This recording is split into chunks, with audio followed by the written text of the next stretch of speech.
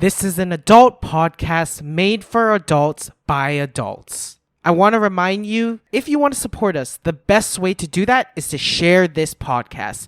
Grab a link of an episode, send it to any of your friends or people close to you who you think might like films or just absurd conversations on media.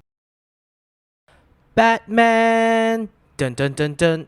I wanna be the very bat. Let Naruto in. Fight the Joker and the rat. Batman is still important in this song, and he defeats the Blue Eyes White Dragon. Gotta catch them all. Yeah, this is what happens when you let Batman fans like Swade reveal their true element. That's not all, though. This episode, at least, is sometimes the most douchey episode, and also the most sexual episode at times. What can you do? This is Fake Film Fans.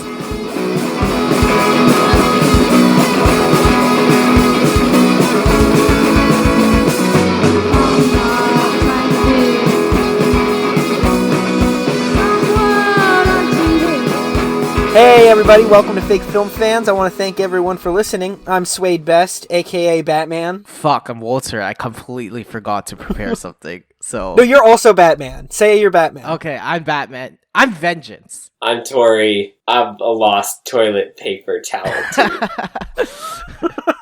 So last week on the podcast, Swade, you called me a contrarian because I said I couldn't get The Labyrinth. Well, I watched The Labyrinth. It was actually a lot more funner than I expected. I am a contrarian. Wait, really? You did watch it? Dude, I am the only person who fucking watches the shit that other people bring to the fucking podcast. I watched Dervita, Walt. You brought Davida to the podcast, you idiot. That's true. The reason why I brought it up, though, is because I wanted to talk about contrarianism. Because I think the term contrarianism gets kind of a bad rep, where people don't want to be called contrarians. Of course, there are bad things about being a contrarian, right? One, you're very quick to judge. But to be quite honest, the person who's calling you a contrarian is probably very quick to judge too. So that's kind of a moot point in a way. Before we go down this rabbit hole, can you define what you think of being a contrarian is, Walt? I think being a contrarian is someone who doesn't like something just for the sake of it being popular. I think it's kind of a waste of time. I'm going to be honest. I find myself being a contrarian, so I'm by no means free of this sin.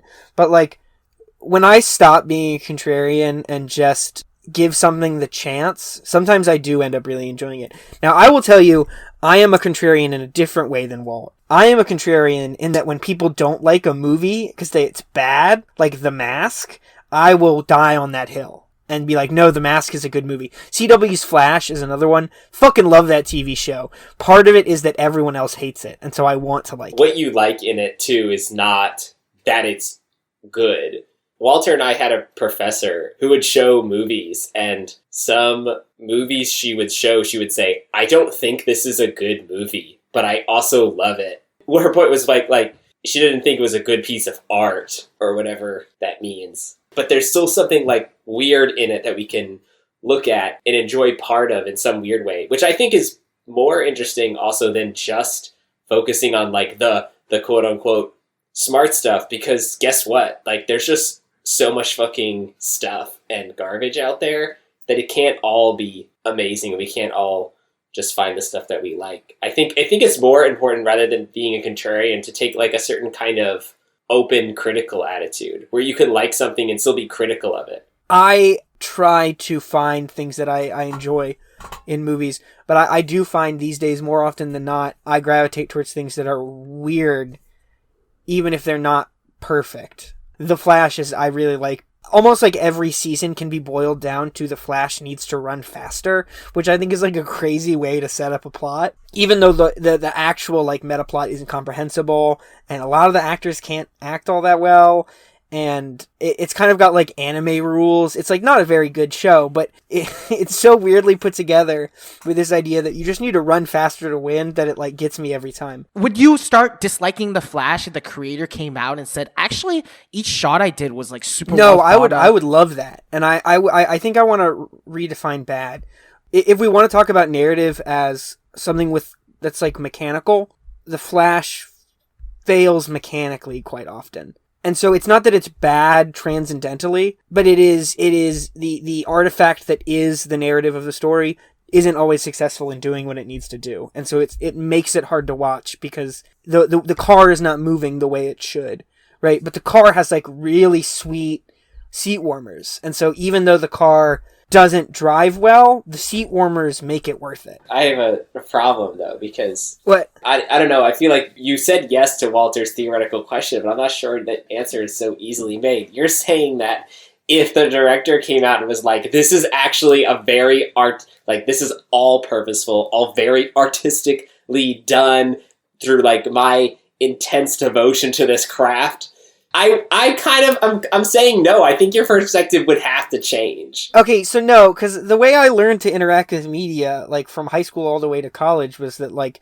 you don't interact with anything that the author has to say. You just do it. It's like the death of the author, right? You interact with the piece of media that's directly in front of you. We've talked about this a little bit on the podcast that you can't do that. But I think if the director came out and was like, man, when the Flash runs really fast and he's like perfectly set up like a Fibonacci spiral, and it's like there's so much art and intention in that shot, I would be like, what crack are you smoking, motherfucker? Like, fix your plot, fix your actors before you worry about the Fibonacci spiral in the running. I think the only way that would change my perspective is if it was like metaphor and meaning put in the text, and it changes the way I view it, right? Quick little spoiler.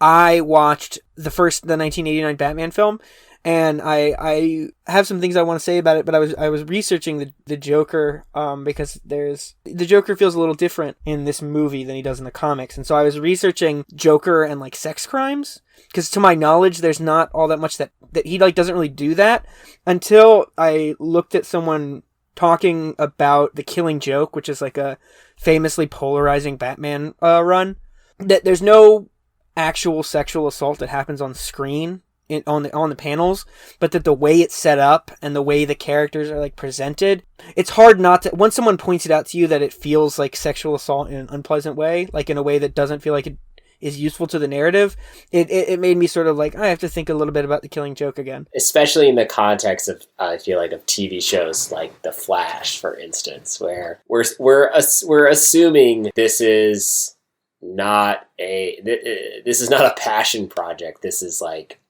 being made for a lot of, it's been deemed a good, like, they're gonna make money off this, or they're trying to make money off of this. Dude, I bet it is someone's passion project. I bet there's like, dude, I bet the writer, like, honestly, so I bet the writers like love working on I would love to be a writer on The Flash. Are you kidding me? That would become my passion project. I would like be able to look at people on the street and be like, yeah, I wrote The Flash. I know it's fucking terrible, right? But like, isn't it wild? Like, that would fill my day. That's a fair point. I feel like I'm actually going to start looking at these shows differently now, because I often get in this mood of like, I need to watch stuff that is actually good. So I get tired of watching, The Good Doctor and his very special power, his very his autism powers, and like be like, I think a normal woman can love you, and I'm like, I can't do this anymore. Yeah. So I end up rejecting that stuff. I think especially because it's a multifaceted thing, right? So like Call of Duty, a lot of people don't really give a shit, like talk like it's just like a AAA shooter or whatever. And I don't particularly like Call of Duty myself. More of a Tetris guy, more of a Mario guy. I'm kind of an old school gamer. Just kind of like a video game boy. Except he hates Zelda. I do not enjoy Zelda. It's because he's silly. All the wizards and the Prince Himes, they suck, dude. They do. Uh-oh. Looks like you don't like wizards and princesses as much as you do, dude. I love wizards. You take that back, Walt. You take that back. You take that back right now in this podcast. Okay, so when I said I wanted to defend contrarianism, Swade and Tori are super manly and they are like unaffected by context. So they're gonna tease me for this. But if you get called a contrarian, sometimes it puts you off.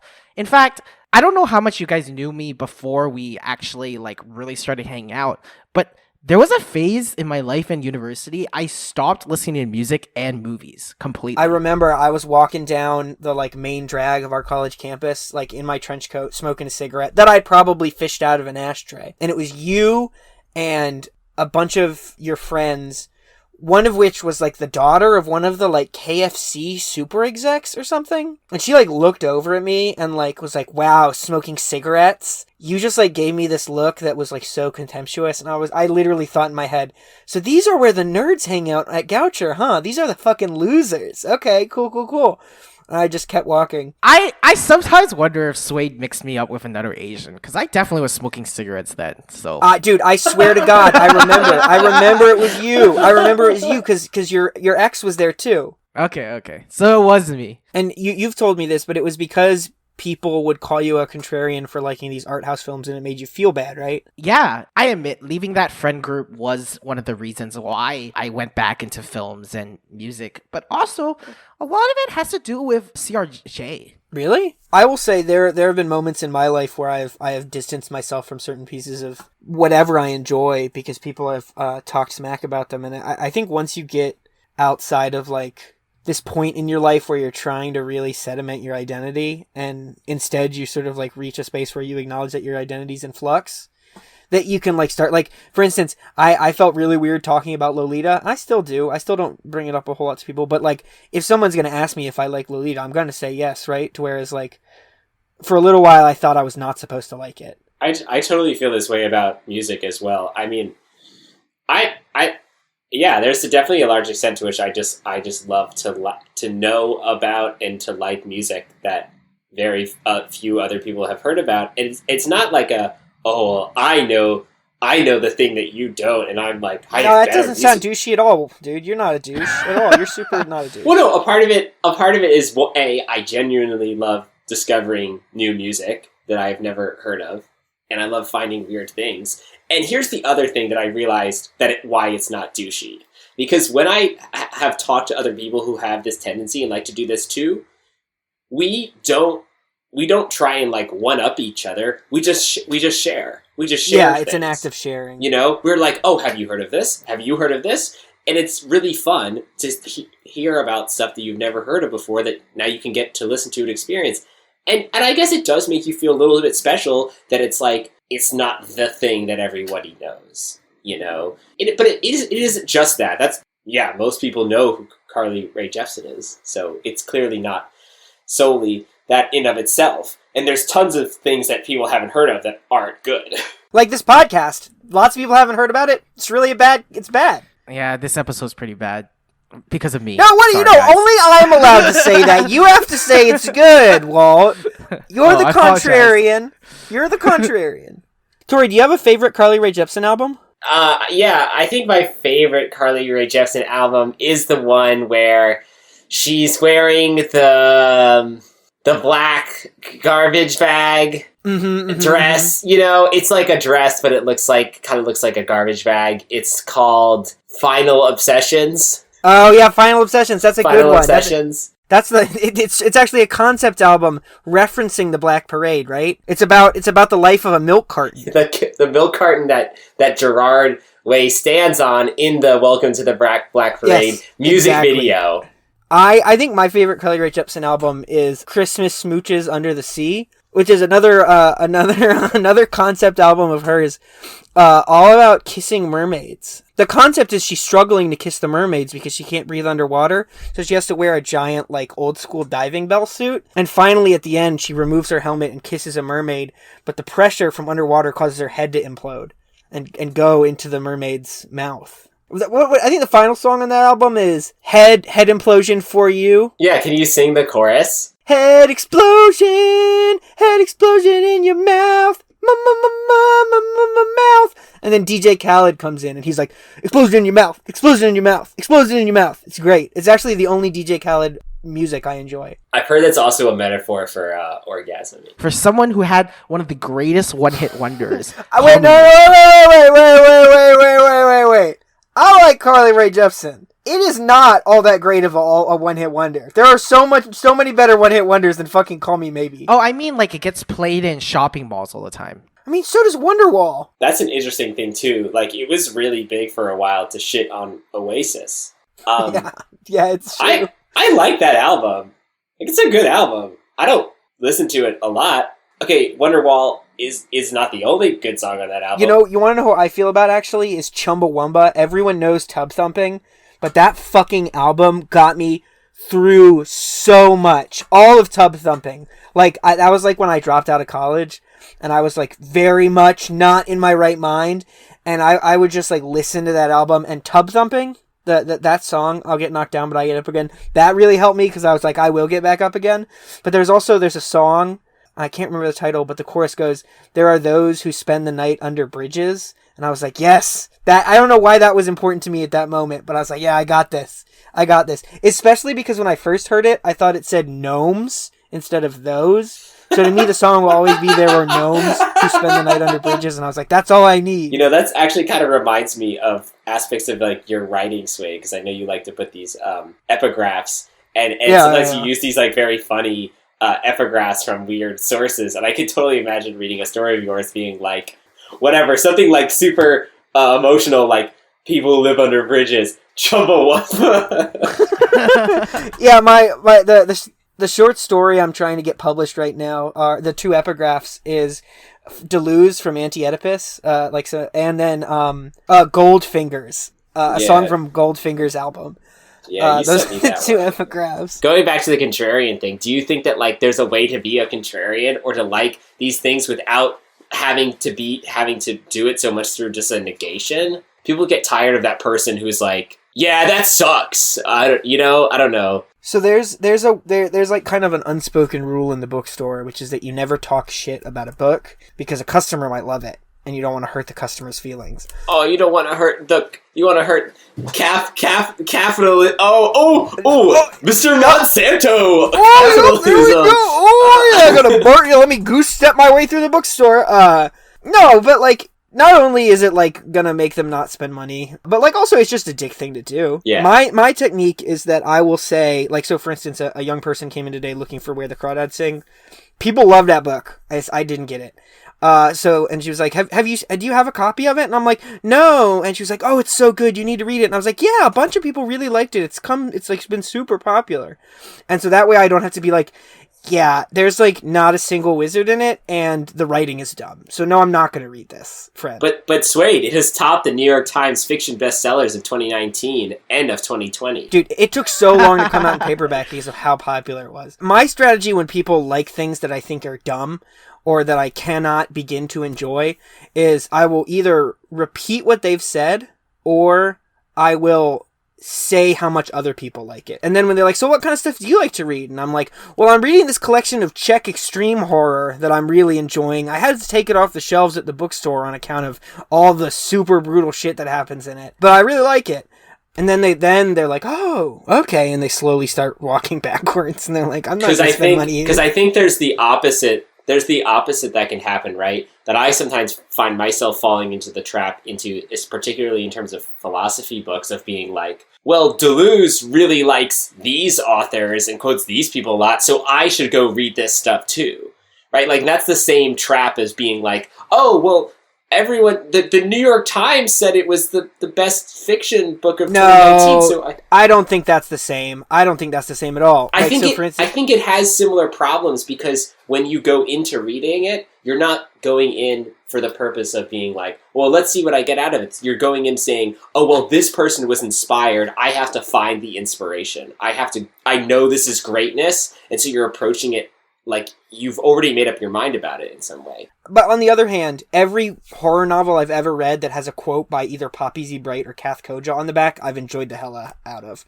Like, I think if you really like someone's work, you tend to enjoy the things they enjoy. And I don't think this is true of everyone. King is a really good example of someone who will slap his name on the back of any trash book. And so, like, there will be books that, like, Stephen King's like, this is Mirrorland is one that King has a blurb about on the back of the book. And I, like, picked it up and I was like, I don't get this. This is not my thing. Why do you think this is so good, King? You're that Stephen? That's right, Stephen King.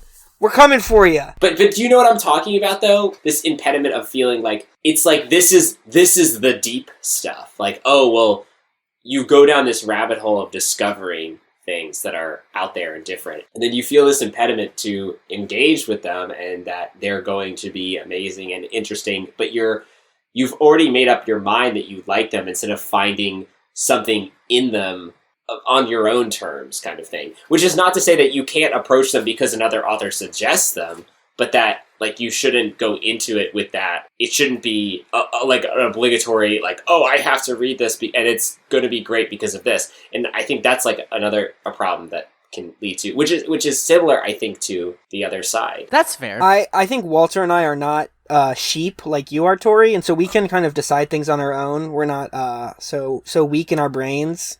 I think you should feel bad for who you are. I do. I wake up with a deep guilt. A deep Jewish guilt every morning. Oh, dude, don't get me started on the Jewish guilt. Well, like, I feel like Kafka is a good example of this. Not that Kafka is at all bad. Kafka is great, but a lot of people, I feel like, they feel the need to have to read Kafka. Yeah, but that's like, I like Kafka. Don't talk to me about Kafka. Bitch, I've already read Kafka. It is worth talking about. No, fuck that. Like, there's so much more interesting things to talk about than Kafka. That's doing away with the fact that you can't have, like, a fresh take on it, or you can't have something interesting to say.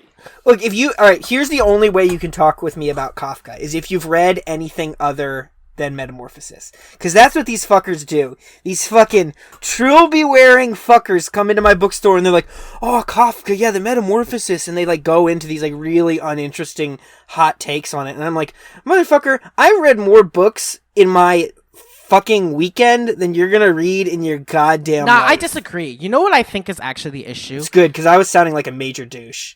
So thank you for cutting me off. No, this is gonna sound really douchey too. Okay, but okay. Good, I think the fucking issue with people who approach you with something you had a conversation like 6 or 7 times already is that most of the times when they approach you with like, oh, do you like Kafka? They're trying to see if you can be vulnerable first in the conversation when you've already been vulnerable 6 or 7 times and you're sick of being vulnerable about the same fucking author or artist. And I think this goes back to what I think we all keep repeating in different ways, which is just like, be invested in something, like something, because there's something in it that you like. If you don't like it, if there's something in it that you disagree with, that's okay too, right? Like, regardless of what the canons or what the smart people or what even the contrarian people want to say. That, you know, I'm saying, like, that is the problem that I think that keeps coming up. No, wait, I want to go back to being a douche, because I don't agree with you guys at all. This is my asshole perspective. I, like, am so tired of people who want me to be impressed because they've read Metamorphosis and the House of Leaves. But he's saying that those people wouldn't be impressed. They wouldn't be trying to impress you because they'd be like, oh, this was so crazy. I have never read. They would be genuinely naive in actually, their no, experience. that's true. No, you're right. I think that is a much better experience, and I do actually really like it when someone comes in the bookstore and it's like, I read House of Leaves and I really loved it, and like part of me is like, wow, baby's first postmodern horror novel, congratulations. And then I stifle that voice, and then I'm like, here, if you like that, you should check out Cypher by Kath Koja, and they're like, oh my god, and you know, like that's really engaging. But if you want me to like kiss your ass because you know the title of Infinite Jest, I'm gonna like throw you into the sun. Do you think this is our most douchey episode yet, or opening? Yeah, this is the most douchey opening. I didn't want to make this conversation that douchey, but the reason why I think CRJ is such an epitome of exactly what I'm talking about, though, in the music scene. Sorry, because revolutionaries are probably fucking contrarian. I apologize, all revolutionaries. Like Susan B. Anthony. Why is that like the paradigmatic example of contrarianism? Because Susan B. Anthony, she said no. No, not fuck off. She said no. She said to drugs. She said no to drugs. She said no to drugs. We're putting stars on this flag, and she invented the flag. Contrarianism. Yeah, she said we need to take these drugs off this flag. We need to get these sweet pot leaves and dope bongs off this flag for America. She said, listen, I like taking fat fucking rig riffs. But listen, as much as the next lady. But Susan B. Anthony actually invented weed. She's like the Johnny Appleseed of marijuana. She was a blacksmith. She would make bongs out of solid iron. Out of cannonballs that the Nazis would fire. She would repurpose them into bongs. And she lost the bottom half of her leg from a cannonball. I had a cannonball fighting the Nazis. Yeah. She actually killed Hitler. With her bong. With her bong. With her solid steel bong. It's true. She never cleaned it. She would show it off. She'd say, "See that? Look at this. Hitler's blood." You could take a dry hair off of smoke that. She'd say, "Smoke that right there. Smoke Hitler's blood." You could take a dry hit off of Susan B. Anthony's bong and still get super duper high from all the res. Certified nasty gal. Certified nasty. Nasty woman. Did you know that actually... did you know that Hillary Clinton is the reincarnation of Susan B. Anthony? Who was Susan B. Anthony? She, invented the flag and killed the Nazis and made a bong. Tori, we've been talking about her.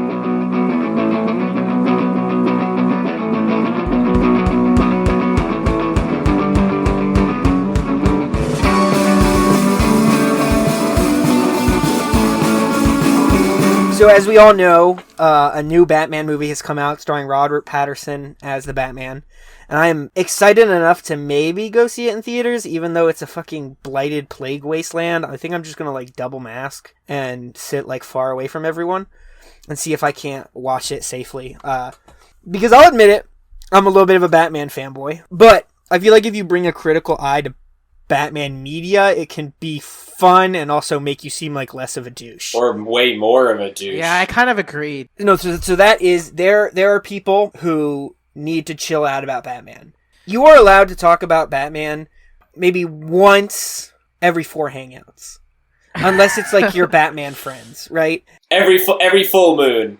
Every full moon. You are not... Batman is... and I think this is true of everything. You can't just bring up Cars every time you're fucking hanging out, right? Everyone loves Larry the Cable Guy, everyone loves Owen Wilson, but you're not allowed to just constantly talk about cars. The only thing you could bring up every single fucking conversation is sports ball And Dino Trucks. and weather.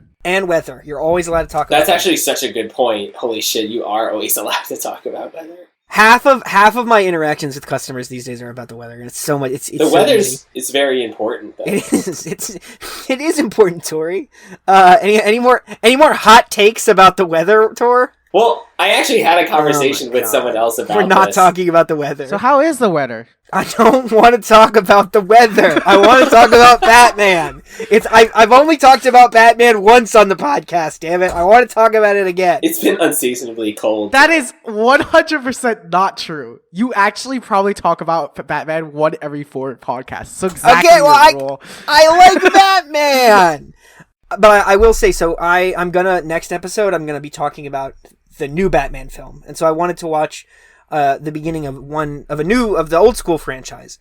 And it's one I loved as a kid, so I was excited to watch this movie. And I think what I want to talk about is how to start off, what makes a good Batman movie. Because there are really 4 key components. There's the setting, the Batman himself, the main antagonist, and the way the action and philosophy of the physical actions are presented in the film. So all things about all movies. I'm kidding. Okay, but they have to be specific, right? So for instance, this Batman stars Michael Keaton as Batman and has Jack Nicholson as the Joker. Batman is fucking badass when he has issues but doesn't let those issues swallow him up. The 2 ends of the bad Batman spectrum are Michael Keaton, and he's just this uninteresting, unnuanced playboy. He finds out, spoilers, that the Joker killed his parents in the movie, and then he's I'm gonna kill the Joker. And, he goes from just punching dudes to being upset. Michael Keaton is terrible as Batman. On the other end of the spectrum, you have Batman comics that are so fucking dark, and Batman is just a wreck, a whiny wreck, and it becomes unpleasant to read because Batman can't handle his shit. And Batman is at his best when he has things he has to struggle with and can still push forward. The animated series, I think, is so far my favorite iteration of Batman. He's so fucking great in this. The other key element of a good Batman movie is you need a really solid antagonist. And Michael Keaton sucks in this movie, but Jack Nicholson is fantastic. He, plays this kind of psychopathic crime boy who gets dumped into a vat of acid on accident by Batman and then becomes the Joker. And before he becomes the Joker and he's just a dickhead crime guy, his voice is very flat. There's not a whole lot of affect. It's a little bit like the beginning of Shining, but he moves his face really well. And so he makes for a good villain even before he becomes the Joker. And then when he becomes the Joker, he comes out full force, almost to a detriment. He's so wild in this movie. He says some of the craziest shit. He has no fucks given. He's always acting 100%. And it actually sometimes makes for a nice interaction between him and Batman, because of how flat Michael Keaton is, it kind of like enhances how wild the Joker is. The only problem is that sometimes he gets into silliness territory in this movie. And the section I'm thinking of is so Prince did a lot of music for this movie. Like, there are 2 different bespoke Prince songs in this film. And one of them is when the Joker breaks into an art museum with his goons in a silly art chapeau and is like spray painting stuff on the paintings while Prince is singing in the background, and they're like dancing and Jack Nicholson is like knocking stuff over and he's like kind of tubby, and it almost is a bad scene until, so the reason he's there is because he's like into this reporter woman whose name is Vicky Vale, who's like another Batman staple, and he like wants to seduce her, and he sits down and brings over the girl that's his like first romantic partner from before he turned into the Joker, and he has her sit down, and she's wearing this like fake mask, this like white face hiding mask, and he's like talking about how he's an artist of murder and an artist of violence, and he's like, see, this is my latest piece, and he takes off her mask and her face has like been completely bleached white and like scarified, and it goes from like funny jokes and games to like something like really dark and ugly. And so there's like a nice push and pull, which I think is not only a good antagonist, but also gets to the sort of like philosophy of the action. There has to be this like level of silliness that almost overcomes how dark it's supposed to be, right? If you look at Death in the Family, which is another famous Batman run, there's a section where he beats, I can't remember which Robin it is, Jason Todd maybe. He beats him to death with a crowbar. And there's a lot of stuff around it happened that's just like silly Joker crimes. But when you get to these panels, it's just like him just wailing on a child with a crowbar. And it is only palatable, I think, because of how zany the rest of it is, and how zany the Joker is, right? Because otherwise it would be too much, and it would be closer to like something like The Watchmen, right? Like Watchmen does this, where it's like, oh my god, Jesus fucking Christ. It's like almost too dark. I actually love the like, I forgot the Christopher Nolan Batmans, probably, right? Yes, the newest ones.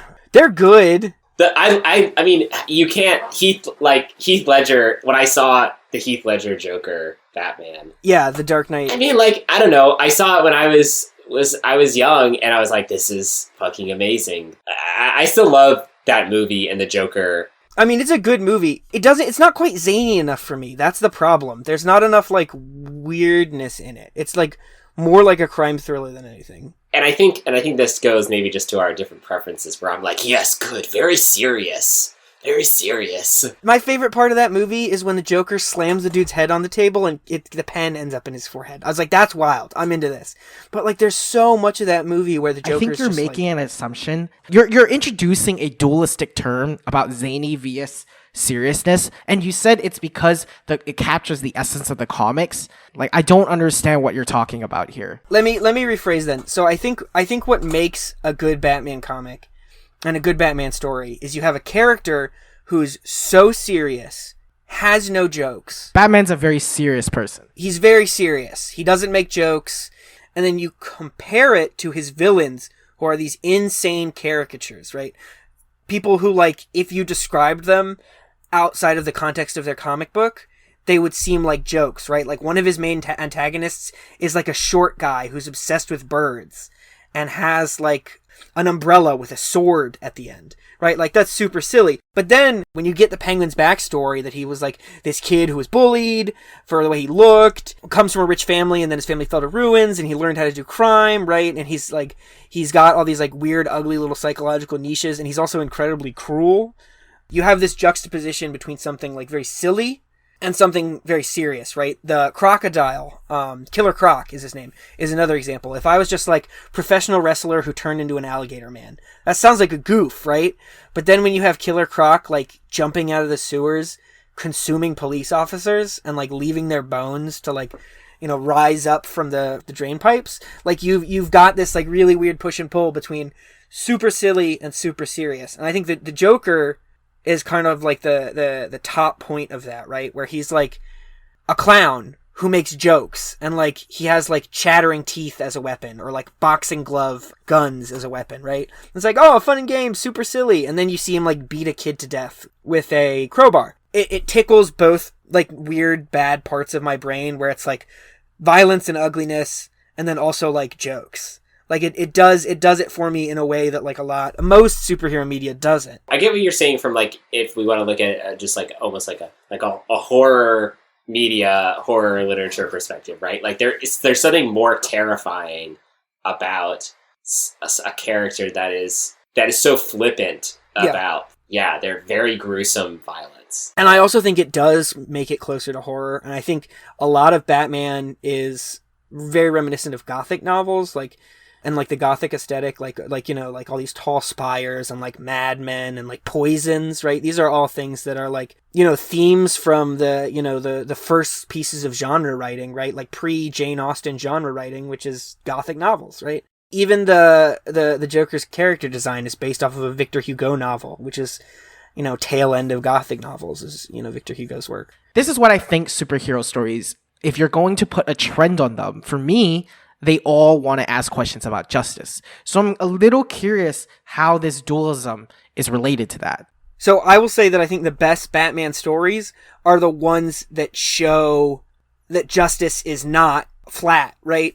That a lot of the characters that Batman has to deal with and fight against are victims in some way, shape, or form, right? That's not true of all of them. The Penguin is probably not that much of a victim, but I am a victim. You are a victim. You are a victim of my ire, of my rage, of my fury. No, I'm saying I'm the Penguin. You are. If we were going to be Batman villains, you would be the Penguin. What would I be? Calendar Man, because you suck. Tor could be the Riddler. I feel like I would just be Batman. Actually. No, you would be the Riddler. You would be the Riddler. Or because I'm boring. Oh. Yeah, because the Riddler thinks he's so funny. But he can only quote riddles. And the riddle... both of us would actually be the Riddler because he suffers from obsessive-compulsive disorder. Oh. That too real? Too real?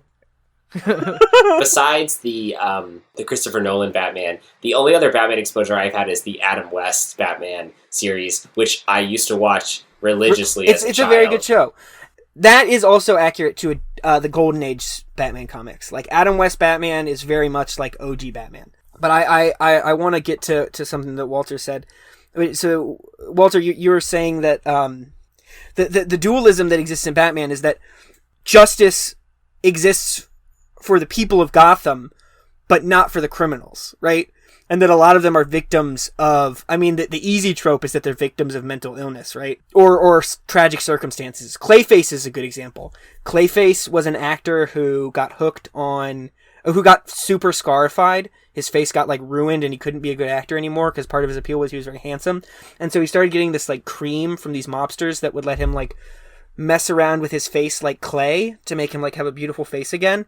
And he got hooked on it and he went to go steal some from the mobsters. And so they poured all the clay in his body and face and down his mouth and it mutated him into a giant mud monster. And he like couldn't be a person again. Another good example is Scarface. Oh, that's Tori's favorite villain from The Dark Knight, right? No, you're thinking of Two-Face. Two-Face is a good example. Oh. Two-Face is a good example. Two-Face. Harvey Dent has repressed rage from having a rough childhood. Doesn't love what Batman's doing, but lets it happen because he's like, this is how we need him to do justice. Because of the way Batman got the criminals, one of the guys gets to throw acid on Harvey Dent's face, turning him into Two-Face and, making the split personality thing happen. And Harvey Dent is also very good friends with Bruce Wayne. So in the end of the day, when Batman puts Harvey back in Arkham Asylum, sure, people aren't getting murdered, but a man is suffering because of chemical imbalances in his brain and childhood trauma. And Bruce is upset because his friend, who he loves, is in jail and in a lot of ways is changed forever and gone. So I think that's like what really engages me about Batman. Tell me if this example is really trash. I am wondering if this is like a little similar to the way Static Shock deals with his villains, because the whole mess of that series or it's a cartoon, comic, a cartoon and a comic. Yeah.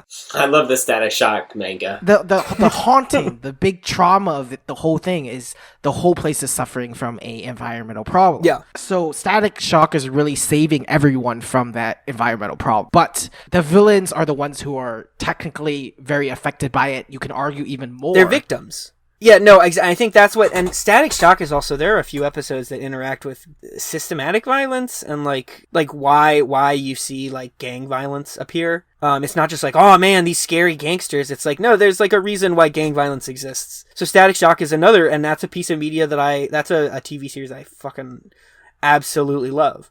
Again, because it shows that justice is not the good guys win. It's that someone still has to lose.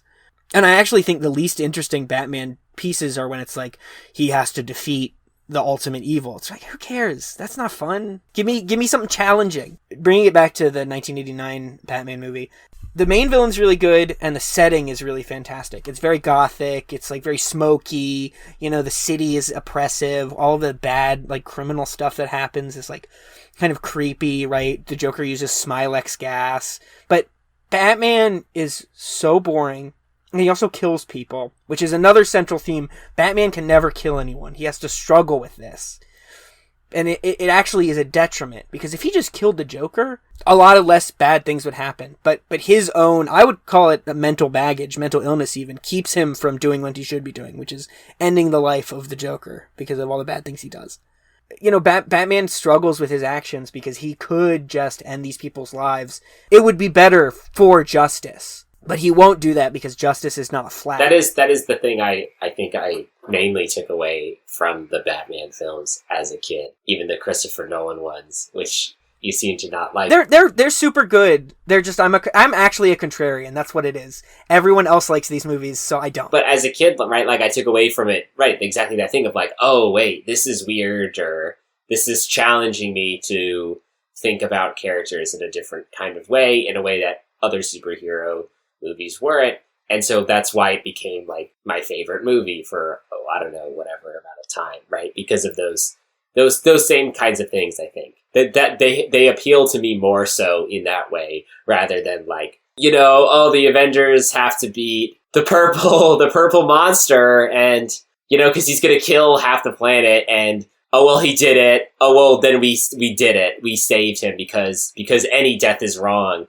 But in reality, like Thanos. I don't. Thanos. Probably a good idea to lower population levels. Like the Avengers just like sent us right back into devastating climate change. Late stage capitalist climate change. Like fuck off, Avengers. The Batman film, the one that I think is not even a film, it was the animated series. I think the animated series does everything that the Christopher Nolan series does, but also has zaniness. And I think the other thing is Heath Ledger's Joker was very good, but in my heart, the Joker will always be Mark Hamill. Mark Hamill's portrayal of the Joker in the animated series is Dude, just, I want to hear you shit on the Nolan fucking films, not in a way that it's just worse. I want it to hear it like fucking substantially why it's like here's worse. why. There's an episode in Batman the Animated Series where the Joker poisons the oceans outside Gotham and makes all the fish have horrible smiles like him, and then tries to patent these fish. And then the patent office is like, you can't patent a fish. And so the Joker tries to blow up the building. It's hilarious, but also people are in danger. And like in the same episode, like everyone's terrified and he's totally cruel. The Nolan films are just people doing like fucked up shit to each other. It's like if you're eating a sandwich and it's just like roast beef, roast beef, roast beef. If you don't get to a little chili pepper every couple bites, it's a boring sandwich. You know what it is? I've heard this fucking conversation about the complexity of Batman villains being more fucking complex than any other villain in other superhero movies. What are you saying that is a little different than that conversation? So I just think I think it's an exemplar representation, right? I think there are other comics that do it really well. I mean, Ichi the Killer, the characters are not all that nuanced, but the conversation they're always having is really interesting, right? This idea of like masochism versus like pleasure in violence. What really is masochism? What really is violence? So something like Berserk, where your main villain is the absolute fucking extreme of what the Joker is, except he's not Except funny. He doesn't make jokes. But his absurdity almost makes him kind of funny. This is like what I'm trying to get to. I'm a little confused why this zaniness of Batman is cooler than fucking Griffin in Berserk. I would say, first of all, that I think you've pointed out something really, really valuable, which is that there are a lot of comics that do Batman's narrative, right? That Batman is not the only one who does this. The only real thing I would say that's different between Batman and Berserk, besides the fact that there are like good animated adaptions of Batman, and there's not, in my opinion, very many good animated adaptions of Berserk. I would say one of the key differences, there aren't enough jokes for me in Berserk. I love it. I love Berserk, but there aren't enough jokes. But that is why in the beginning I was asking you about the zany versus serious, because it sounds like that zany is so fucking important to you, and I haven't recognized exactly what it is yet, if that makes sense. Like, I'm still a little lost on what it is, besides it makes me laugh. It's the piquant, right? It's the weird, like, it's like the fish with the smiling faces. The haut gout, right? What is that French? Like the haut gout, haut gao. You know what I'm talking about? It's like, you mean haute cuisine? What are you talking about? Yeah. Poutine.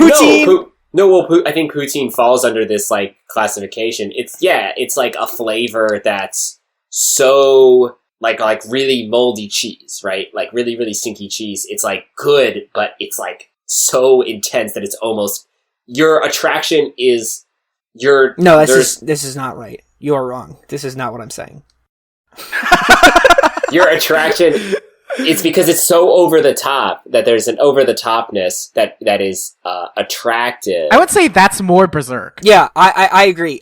Berserk. No, Berserk but I'm saying so that it doesn't because that fits that fits into a category, that fits into a certain style, like the kind of overwhelmingness of flavor, right? Is like it shouldn't be good, but it is. But see, I don't think that's Batman at all. Sorry, let me say this, and then you can fucking tell me I'm wrong. Right. How about this? See, the thing is, I'm asking Swade this question ongoingly, and it sounds like I'm just being mean, but I'm not. There's something for me that I hear from what he's saying that I think is very interesting, and I'm wondering if he agrees with it. But I didn't want to speak for him, so it just, now we're gotten to this point, I'm just gonna fucking say it. I think there's a smallness in Batman that you really enjoy compared to any other comic about justice. Usually things about justice deal with a largeness. And there's something small about the fact that Joker is fucking mad because he can't get a payment about fish. Yes. But this poutine thing you're talking about is like this overwhelmingness, this overboard, and I think it's almost the opposite. Tori, so I think what you're saying is that it's like so extreme and so challenging that it is engaging. I think, but for me, that is Berserk. The world is so dark, so oppressive. It's not just that the villains are bad. It's that like the world and the characters are living in a very, very shitty, unpleasant situation. It is unending in how dark it is. I do not think Batman is like that because there is a spice for every sugar that's in it. I think Walter might be right about the smallness. I'm not interested in saving the world. Saving the world is boring.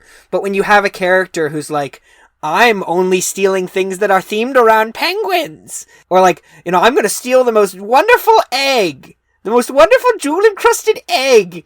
And I'll kill anyone who gets in the way. Right, but then he actually is. Like, he's actually willing to, like, kill a or blow up a building. And yeah, he's gonna, the penguin's gonna, like, stab someone to death just to get, like, a fucking egg. That's, like, wild. That's wild. That's crazy. And Batman has to deal with it. And Batman doesn't have to deal with... I mean, there are some Batman comics with, like, absolute world-shaking shenanigans. The last one I ever cared about, it's been in recent years, is about an evil Batman from a dark shadow dimension who gets together a bunch of other evil Batman people from other dimensions to, like, destroy the good universe. And it's, like, it would be also very silly if it wasn't for, like, how wild the other Batman... The evil Batmans are. The main one is the Bat Who Laughs, who, like, Batman finally kills the Joker, and as he does it, it, like, sprays out a venom, like a gas that infects Batman with the Joker, and he becomes a Batman Joker. And at first it's useful because he's killing villains, And like, but people are like, oh no, Bruce is like becoming unhinged. And then he's like, no, I'm just like Batman Joker now. And again, it's super silly, but there's a panel where like all the Batman's team members, like Batgirl and Nightwing are there. They're like, Bruce, we need to talk about this. We need to help you. And he's like, I know we need to talk about this. And then he turns around with 2 submachine guns and he just shoots them all to death. And it's like very graphic. And so again, it's this like total silliness. Like, are you kidding me? He's turning into the Joker. But there's also like there's like, you know, stuff next to it and in front of it that makes it like accent the sugar to the spice.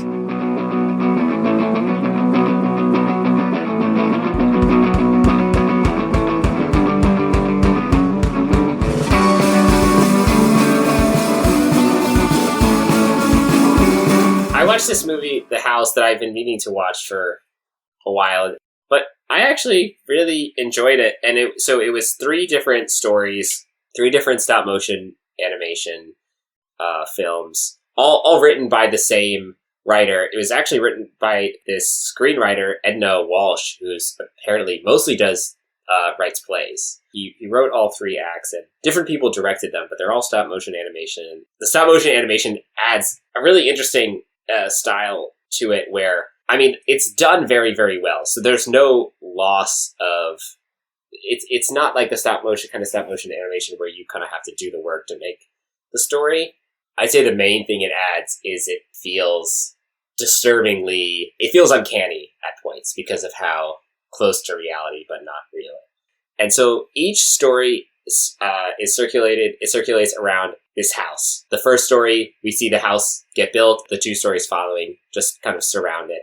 Each story is kind of like a tragic story about this house. And in some sense, the house is haunted. The first story is absolutely fucking terrifying. It's probably my favorite of the 3. I would absolutely recommend, Swade, that you watch it. You are not the first person to suggest this to me. They say it's like right in my wheelhouse. It's pretty... like the end is also... Okay, but the end is like, it's scary, but it's funny. So the premise is that like there's this... It's like a very modest, slightly poor English family living in the countryside with their daughter and then newly born daughter. And then like the husband's like extended family from London comes to visit. And they're all terrible people who look down on him. And they say like, you know, you had so much education, but you decided to do this with your life. And your father was a drunk. And a lot of the film has to do with like this problem of inheritance. You know, he's inherited this house that they're living in. He's inherited this furniture. He's inherited his father's like being a failure at life. So the husband goes on like a drinking bender and stumbles out into the forest, and we see him have this weird encounter, who we later learn is an architect. The architect builds the titular house, and the premise is, well, we learn, oh, he's just like a very singular artist. All he asks in return is that you must live here and you cannot live in your old house. Well, needless to say, things get weird. The architect kind of is revealed to be, he's like playing with these people as like a dollhouse. He changes the rooms as they live in them. He moves around the architecture of the house. It really reminded me of a lot of Junji Ito's horror in the sense of like obsession. Okay. There's a lot of obsession on the part of the family members with certain ideals of wealth, ideals of what it means to be, you know, upper class, intellectual, what that obsession kind of leads to in that not straight out horror way, but just like uncomfortable way that obsession just kind of continually builds. Well, that's also something you and I, and to a lesser extent Walt, also worry about, right? Like these are our problems, right? Is we're like neurotic academics. Right, exactly. I think right. And there's something also I think so fucking scary about like what happens if you just let the human being do what the human being does and allow their brain to like kill itself, obsess itself to the point of just, you know, some kind of death drive. I think if I was going to be sort of a mad architect messing with people in a house, if it was us 3, I think what I would do is I would constantly put Walter's room on a different side next to touching Tori's room. That would probably drive me insane. Yes. And I would also have Walter's room always be next door to a liquor So store. you would just kill Walter. I mean, that's what the architect does in the first film, so. Oh, really? I mean, he's messing with them in order to destroy their lives. He's not messing with them to save them. Yeah, but it's like a fun, yeah, again, it's like a funny thing. Well, Swade would be laughing if he was making me an alcoholic even more. He'd be like, ah! The architect laughs like Swade. He goes like, Wait, I just think it'd be funny. I just think it'd be funny for Tori. You're like, and Walter's like drunk, and he's like, I want to sing the Drino. This legitimately happened when we were living together. I'd be like, well, I need to go to bed, man. I'm tired. I got class in the morning. And you'd be like, okay, but first I want to sing the Dino Trucks theme song. I'd be like, okay, sing the Dino Trucks theme song. like a child. You would sing it, and then I'd be like, okay, it's time for bed. I want to go to bed now. And you'd be like, no, I want to sing it again. And I'd be like, Walter, I want to go to bed. And like, no, one more round. But so Tori would be like, oh my god, I hear them. So you would move your bed to the furthest wall to be like as far from it as possible. And the next night, I will have moved the room next to the wall you're sleeping against. So you'd be like trying to sleep, and This is not like, far off. Oh, I forgot to mention also another continuing theme of Junji Ito style horror. That the parents in the first story turn into other objects. That's always so fun. Their bodies like slowly become like these other objects, which really reminded me of Junji Ito's horror, and which is such like my obsession physically changes my body. Well, Coraline does that as well, right? There's that's like one of my favorite elements of horror is like people's bodies like slowly shifting, because it's very easy when you're in your own head to feel yourself shifting into an unpleasant space, right? Tori and I have both talked about this with each other, like on the phone, like you're like getting like, especially like when it's like really neurotic, but being able to like have a physical metaphor for that is always like super unsettling. Wow, I really like Kafka's Metamorphosis, dude. Pooping. I'm shitting myself. I'm so angry.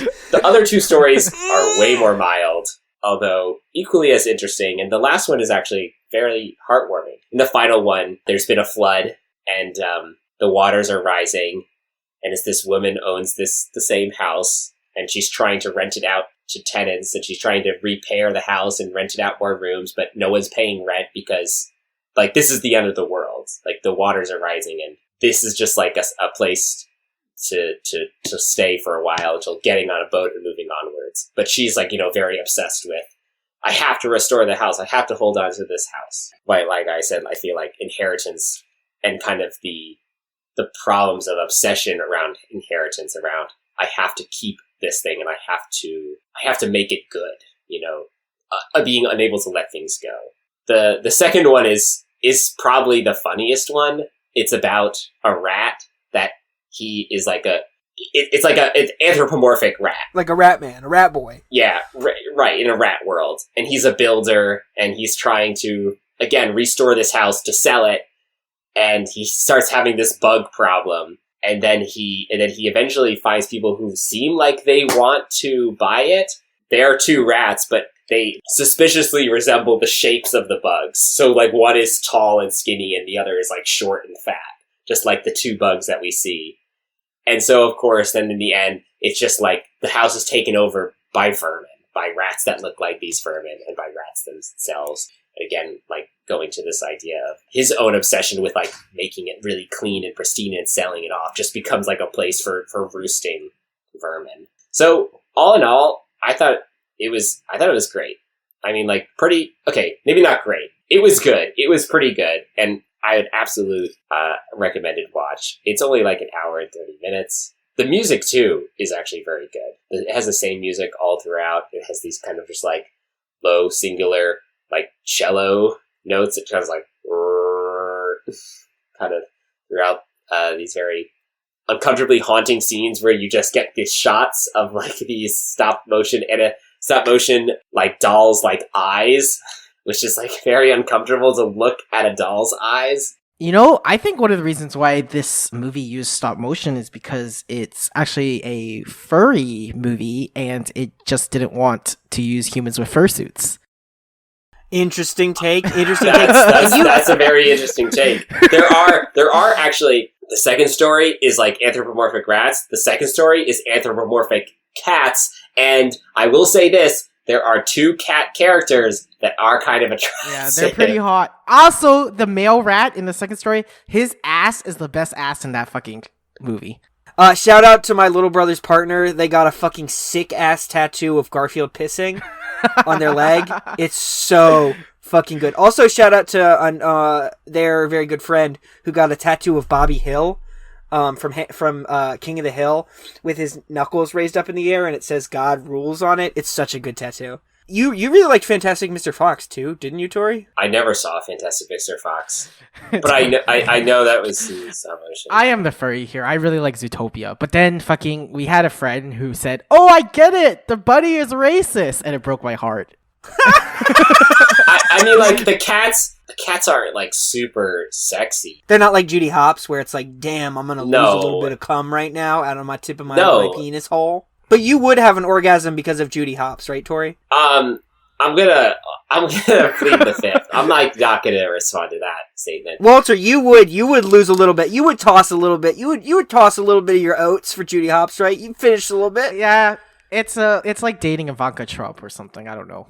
I remember the only time I've seen Zootopia, we were watching it in a friend's dorm who was weird like us, but very handsome and very good at pretending to be a freak. I mean, pretending to be normal. And so he would have all these normie friends who would come over and like, they'd be like, "Oh, you're so smart, so-and-so. Oh, you're so cool." And then we would get super wasted and show up in his room and like, none of us would be wearing pants and we'd be like screaming about the sun and he would get mad at us because we like blew his cover. And we were watching Judy Hopps and I can't remember what one of us said, but it was like, we were asked to leave. I wasn't there. No, you weren't. You were done with us. We were drunk enough to where you were like not wanting to interact with us anymore. But so I don't remember the end of the movie. I don't think we got to finish it. So does she not end up being less racist at the end of the film? Isn't that like the moral is like, you can be less racist? But that is the racism.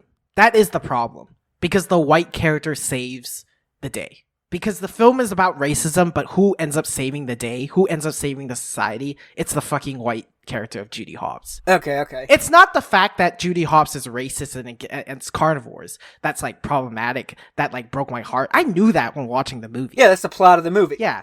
But what broke my heart is that Judy Hopps had to be the one to save the day, which is also why I was attracted to her. So it just reminded me that, yes, I am attracted to the white savior. I need a white savior woman to bring me out of colonialism because I can't win. Why am I not a good enough white savior for you? Why can't I save you? Why can't you love me the way I love you, Walter, huh? Because you're not a woman. You're not a 110-pound white woman. That's true. Yeah, I should stop having bad beauty standards. That's my problem. Just, instead of I don't look like Sarah Michelle Gellar. Instead, I look like fucking the lead singer of modern baseball, according to Tori Levander, the fat, shitty one.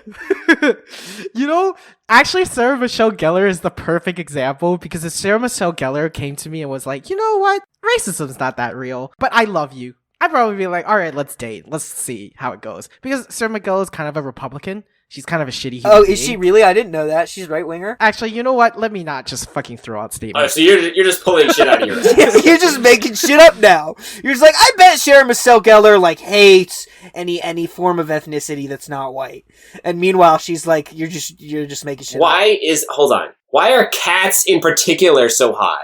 Why is it cats? Like, I think we've been trained to think that cats are more attractive. You never want to fuck an anthropomorphic dog. The internet would be very, very, very unimpressed with your answer and would disagree. I feel like I see more cats. Here's what I think it is. I think mainstream stuff that has like sexy animal characters are cats. Oh, so I'm a fucking furry pleb.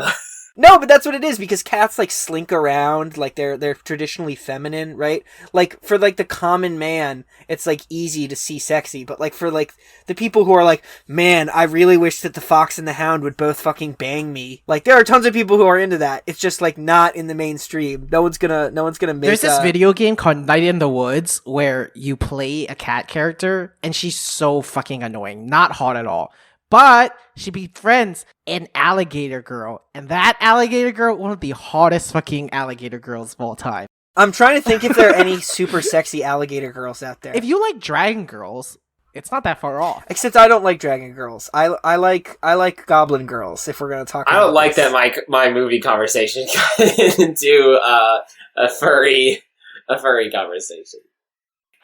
I particularly liked the theme around like inheritance. The whole movie seemed to me this problem of like, what do we do about our inheritances? There's a level at which the father in the first episode is ashamed of his inheritance and is willing to give it up. His obsession with what's new, like drives his own destruction. But then the latter people's obsession with their inheritance drives them to destruction. So in some weird way, you have two kind of dual versions of inheritance. You have the father's version, which could have been a positive version of inheritance, which is like, yes, this beat up cabinet was my inheritance, and no, it's not great, but it's what belongs to me, and it's what kind of I represent, and it's what I inherited. But in the same sense, those clinging to those things can drive our obsessions to destructive points as well. Do you guys remember that movie Monster House? Yeah. The kids. Yeah, I love that film. It's very cute. That's actually a good movie. It's fantastic. Just bringing the podcast to a screeching halt because I want you to recognize that this is a fun movie.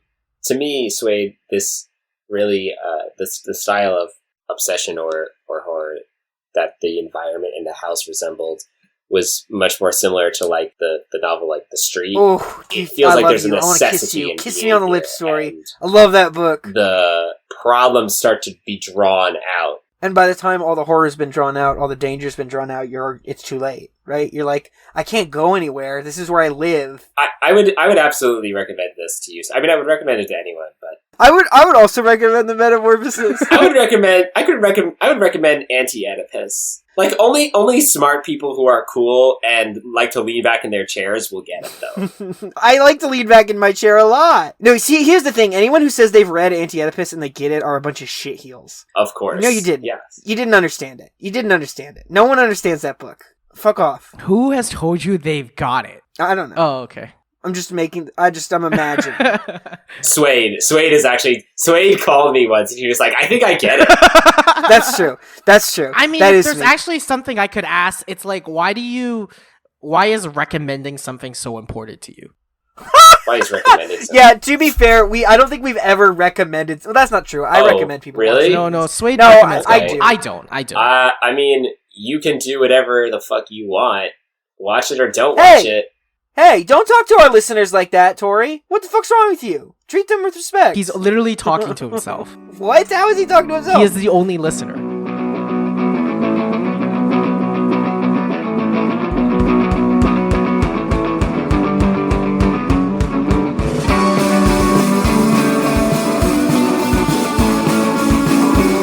Walter, we haven't talked about your mom. Do you wanna say about your mom how much you love her? Do you wanna do that for a quick bit? No, pass. What happened? Nothing. It's like a running bit that Walter doesn't put in the podcast. It's like a bit, but Walter never puts it in. The bit is that Walter won't say that he loves his mom. Yes, that's the bit. The bit is that he won't say he loves his mom.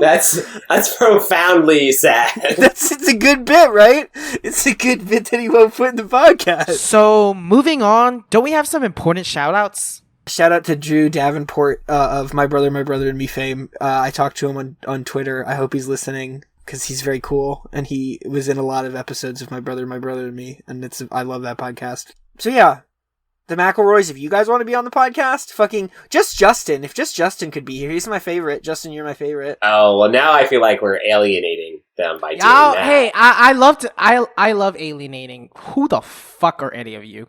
Yeah, Walter doesn't know anything about My Brother and Me. I love that we're doing a shout out for their very wildly successful show. Yeah, it's true. Maybe it's just like we put the tag in, someone will accidentally listen to this. Should I just call this episode My Brother? What if we just got Travis then? Would you accept? Of course, I love Travis. Who's your least favorite? Dude, I'm pretty sure Travis is a little problematic. I think the least funny is Walter Travis. is just saying shit. No, did he kill a bunch of people in Houston or something?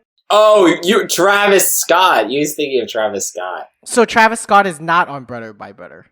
No, dude. No, that'd be pretty wild. Is everyone on My Brother white? They're all brothers. Yeah, it's three brothers. They're all brothers. And they talk about incest? You're ruining something beautiful for me. Okay. You're ruining fine. something beautiful for me. They don't nearly across that line. Although I've been going back and listening to like the really old episodes, like I'm on episode 30, and they had a very different style. I want a weird following of like people who are like, Incels. you know, Swade is great. No, not incels. Yo, how boned would you be though if we all of a sudden we're like gaining viewership and it's like, oh, we've got like a cool like niche, like a cool niche like underground super tight fan group, and it's all incels. Shout out to my 8-year-old incels. Give me your mom's credit card. That's and you want to not spend some bucks on the money, that's Fortnite stealing. LeBron James skin, or the Will Smith skin that you can no longer spend money on. There's no way that's real. A Right? LeBron James skin in Fortnite? Yeah, totally there is. Yeah. Fortnite has Yeah, all dude. skins, dude. You can actually play as Werner Herzog in Fortnite. Fuck off. So Walter, you mentioned Will Smith. Do we want to talk about Will Smith and how he slapped Chris Rock, or is that like Did you see the clip that was from Japanese television that had the Japanese? a voiceover? Yeah, so you could That hear was Will Smith being like, hilarious. "Keep your wife's name out of my mouth, motherfucker." But there was something that they said in English. G.I. Joe. G.I. Joe. Yeah. G.I. Jane. G.I. Jane. What's G.I. No, it's G.I. Joe. No, it was G.I. Jane. Yeah, that was the joke. No, because she's losing her hair because of alopecia. No, I get that, but I thought like the movie he was referencing was a cool movie about toys. How does that change? How does that Well, change? what is about fucking boring ass Americanism, fucking wars, and then what's about fucking sick toys, baby? The naked toys that you used to masturbate to when you were a kid because they were butt naked. Dude, it's so fucking different. I did not masturbate to those. I masturbated exclusively to the pictures, not the actual dirty apps that were on the Oh iStore, my but the God. pictures of the dirty apps on the iStore. Not like the women's bathing suit. Not Barbie. Not Barbie. I masturbated exclusively to Dude, G.I. Monster Joe House. is one of the To biggest, Monster House. in my opinion, is like one of the most underrated opening the doors to masturbating to men.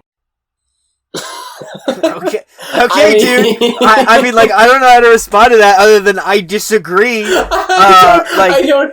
It's like I don't know. I didn't know we were supposed to have rankings in regards to. Yeah. What do you mean that there was like a lot of like super intense masculinity that could border on homoeroticism? No, because you could take off the clothes and lick the nipples.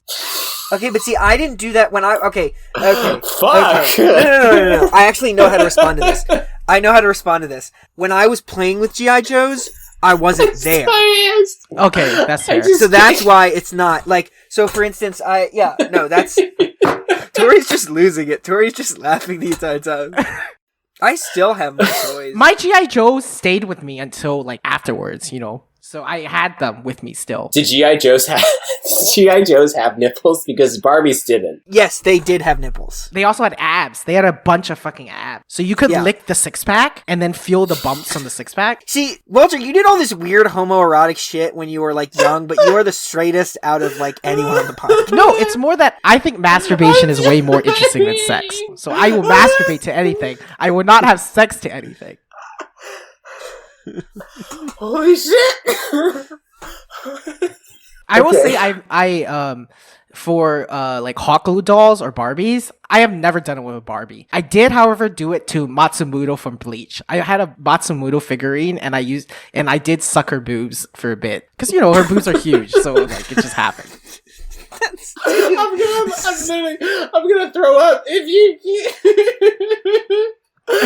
Do you know who Rengoku Matsumoto is, Tori? No, I don't. I mean, I know what Bleach is. She's like the only girl in that show that has like huge tits too. Like you That can is not masturbate true at to all. any. Orihime has huge tits too.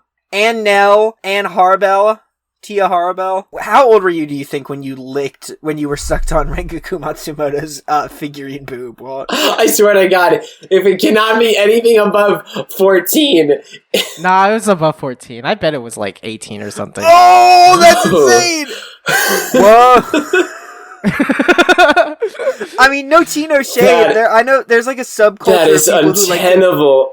Nah, dude, because there's like a subculture of people who like are really into like jizzing on anime figurines. That's like a thing. See, I get deeper into the what people would call the pits of porn or masturbation, whatever you want to call it, when I feel really down, right? So one of my most down years is when I dropped out of college. Have you ever masturbated to a Pokemon card? I'm joking. Let's move on. Only the holographic Charizard, and it's just because of how cool it is. I had a holographic Charizard XP. Congratulations! Baby! Yeah, like I was very proud of that card. guys, this episode has been a mess, but give us 5 stars. Just give us 5 We stars. are still working on getting 55 stars because Swade does still want to get slapped. Just in case you forgot, basically we get 55 stars on. Because that's really what he gets off to, actually. He will instantly come. No, I hate getting hit, dude. That shit sucks. But I know other people on the internet will come when they see my belly jiggle while I get slapped. I mean, you guys are probably going to, right? Yeah. No. What a bad Sorry. Yeah, what a bad friend. You don't masturbate to your What friends? a bad friend. Yeah, dude, come on. We just created a new Letterboxd account. We'll write some of the stuff that we talked about on the podcast as reviews, but I actually think what will also be interesting is that me and Swade will probably have conversations on Letterboxd where I'll reflect on something I regret, just like when I regretted talking about Davida. So instead of bringing Davida back to the fucking podcast, I can just write it on the Letterboxd, and then Swade can call me trash and say why I have shit taste. And we're going to create some cool-ass lists. If you have any lists that you want to see us making, let us know. You can find that letterbox on our Twitter bio. But yeah, it is incredibly exciting. Tori sent me a picture, and he's very quiet. Tori sent me an image, or a message over Discord, and I was like, oh shit, I hope Tori doesn't have, like, something, like, important to say. Oh no, I hope he's okay. And then instead, it's just a picture of Orihime and Rengoku Matsumoto from fucking Bleach, kind of hugging each other with their boobs touching. Well, with that said, follow us on Twitter, also at FakeFilmFans. Send us an email at fakefilmfans@gmail.com. We'll answer any questions. We'll also give you a shout out. And thanks for listening, honestly. Thanks for listening. Yeah, literally. guys. I mean, honestly, you guys don't have to listen, but it is like pretty chill that you do. Can I just say, I'm sorry. We're all sorry. I'm sorry. We're all very sorry for this episode. We're sorry. And I think that there's only one thing left to say other than that I'm sorry. And it's, if you're gonna watch a movie, do it with the lights off.